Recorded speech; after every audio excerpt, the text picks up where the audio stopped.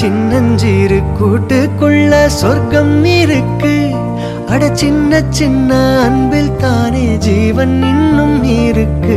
പട്ടാമ്പൂച്ചി കൂട്ടത്ത്. അപ്പൊ നമ്മുടെ പത്തനംതിട്ട ടൗണിൽ ഒരു ദിവസം തന്നെ 300ഓളം ഊണ് പാർസൽ പോകുന്ന സ്ഥലം. അതുകൂടാതെ തന്നെ നിങ്ങൾക്ക് ഇവിടെ കഴിക്കണമെങ്കിൽ ഇച്ചിരി നേരത്തെ വന്നേ പറ്റൂ. കാരണം ഒരു മണിയൊക്കെ കഴിഞ്ഞാൽ ഇവിടെ ഇരിക്കാൻ സീറ്റ് കിട്ടും. അമ്മാതിരി തിരക്ക്. അപ്പൊ നമ്മൾ ഇച്ചിരി നേരത്തെ വന്നായിരുന്നു. അങ്ങനെ അകത്തോട്ട് കയറിയപ്പോ ഒരു വെറൈറ്റി ബോ അനുവാദം കൂടാതെ അകത്തേക്ക് പ്രവേശിക്കും. എന്നാൽ ഞാനും അങ്ങ് പ്രവേശിച്ചു. അപ്പൊ സൂപ്പർ പോത്ത് വരട്ടിക്കൊണ്ടിരിക്കുന്നു. ഇപ്പുറത്തെ സൈഡിൽ നല്ല നാടൻ കപ്പ, പൊന്നമച്ചാന്മാരെ, പിന്നെ കക്കയായി, പിന്നെ അത് കഴിഞ്ഞ് ഞണ്ടായി, അത് കഴിഞ്ഞ് പിന്നെ കൂന്തലുമായി. ഐറ്റംസ് തീർന്നെന്ന് കണ്ടപ്പോ അപ്പുറത്തെ സൈഡിൽ ഇതേ സൂപ്പർ മീൻകറി, അതിന്റെ അപ്പുറത്ത് തന്നെ നല്ല ചൂട് മീൻ വറുത്ത് കോരി വെച്ചേക്കുന്നു.